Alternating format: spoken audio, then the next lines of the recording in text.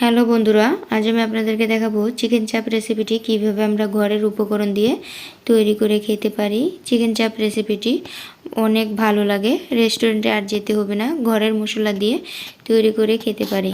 প্রথমে আমি মুরগির মাংসগুলো নিয়ে নিলাম, ভালো করে ধুয়ে পানি ছেঁকে। এখন আমি হাড্ডি থেকে এভাবে মুরগির মাংসগুলো কেটে নিব। হাড্ডির সাথে রাখতে হবে, তাহলে অনেক সুন্দর হবে। এভাবে ছুরি দিয়ে মাংসগুলো কুচি কুচি করে কেটে নিব। সবগুলো পিস এভাবেই করে নিব আমরা, তাহলে চিকেন চাপটা অনেক ভালো লাগবে, মশলাগুলো ভিতরে যাবে। এভাবেই মাংসগুলো করে নিব। আমার এই ভিডিওটি ভালো লাগলে অবশ্যই সাবস্ক্রাইব করে দিবেন, লাইক দিবেন, কমেন্টে জানাবেন। এখন আমি সবগুলো করে নিলাম। এখন আমি একটি পলি নিলাম, পলির ভিতরে দিয়ে আপনার চাইলে শিলপাটায়ও করতে পারেন। আমি এখন বেলুন দিয়ে ভালো করে থেতিয়ে নিব মাংসগুলো।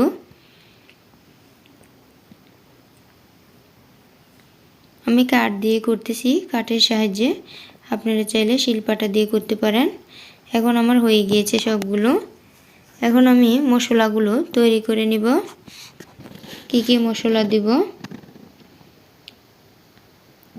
প্রথমে নিয়ে নিলাম 1 চামচ রসুন বাটা, 1 চামচ আদা বাটা, নিয়ে নিব টক দই 2 চামচ, দিয়ে দিব টমেটোর সস 1 চামচ, দিয়ে দিব সয়া সস 1 চামচ, দিয়ে দিব হলুদের গুঁড়া 1 চামচ, মরিচের গুঁড়া 1 চামচ, জিরার গুঁড়া, ধনিয়ার গুঁড়া, গোলমরিচের গুঁড়া, দিয়ে দিব 2টি স্বাদের মশলা, স্বাদ মতো নুন। স্বাদের মশলা অবশ্যই দিতে হবে।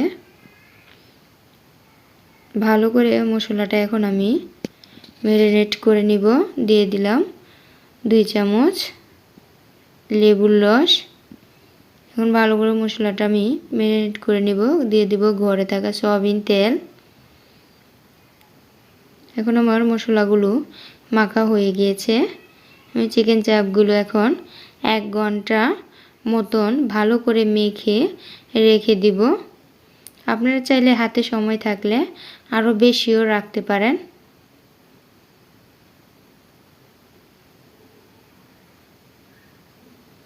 কিন্তু 1 ঘন্টা রাখতে হবে। 1 ঘন্টা পর আমি আবার ফিরে আসব। এখন আমি নিয়ে নিব বেসন। বেসনের মধ্যে দিয়ে দিব আমি স্বাদ মতো নুন, দিয়ে দিব একটি স্বাদের মশলা, দিয়ে দিব একটু হলুদের গুঁড়া, মরিচের গুঁড়া, দিয়ে ভালো করে জিরার গুঁড়া মেখে নিব।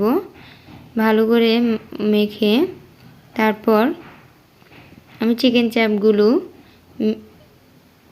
বেসনের মধ্যে এভাবে মেখে নিব। এভাবে মাখার পর এভাবে মেখে নিব। তারপর একটি আমি প্যান বসাই দিব। এগুলো সবগুলো এভাবে মেখে নিব। প্যানের মধ্যে তেল দিয়ে দিব। তেলটা বেশি গরম করা যাবে না, তাহলে পুড়ে যাবে। এখন আমি তেলের মধ্যে দিয়ে দিব চিকেন চাপগুলো। এভাবেই তৈরি করতে হয় রেসিপিটি। এখন আমি কিছুক্ষণ পর উল্টে দিব। আপনারা চাইলে এরকম ভাজাও রাখতে পারেন বা একটু পোড়া পোড়াও করতে পারেন। পোড়া পোড়া করলে খেতে অনেক ভালো লাগে, অনেক টেস্ট আসে। 40 মিনিট বা 45 মিনিট আমি রান্না করে নিলাম। এখন আমার রান্না শেষ। এখন আমার পরিবেশনের পালা। খেতে অনেক ভালো লাগে চিকেন চাপ। আল্লাহ হাফেজ।